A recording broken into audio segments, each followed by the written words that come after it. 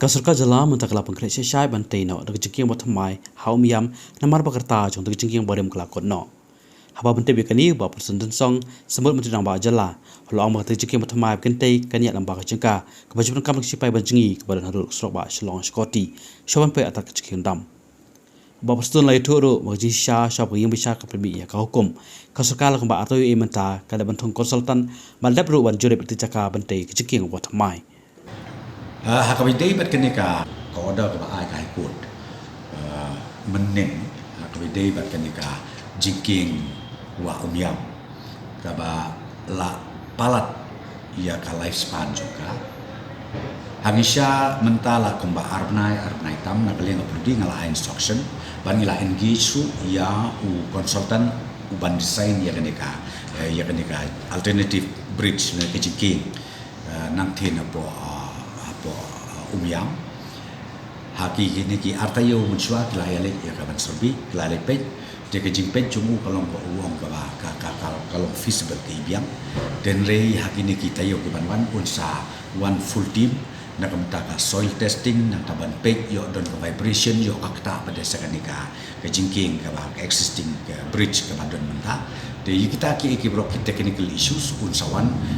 detail padle na dong kerang ba ke kam kan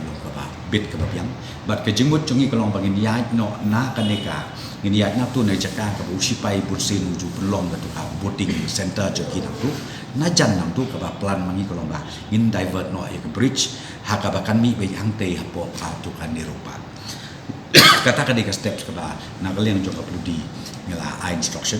but sustain ba kila prepare la dep ka DPR kan na dong sedong ta ka mod ngin persangkat bala ban yo ban stang ploy ya kena jingking nang tai na po hapo umyam that drip project it has been there and now we have already entrusted the director of generation for tendering process and the tendering process is still on. They will do, and this is for this is only for revamping of the old lake that we have. And then the program, the component is for cleaning, desiltation, all technical issues are there where we will attend to it so that the Umyam Lake is again still usable for generation of power. Nakalian jongka government kalau nila IT chief secretary by in shong meeting, a joint meeting, laneka meeting bat kini ki district aspiration, nakabanta kumno banle. Ban comply to order but hak juga poru ban penting na ba ka carrying capacity jong ki kali kan cross ya kaneka support no for light vehicle there is no harm, there's no problem, but I'm very sure people would like to go for a new bridge, like you get a new suit,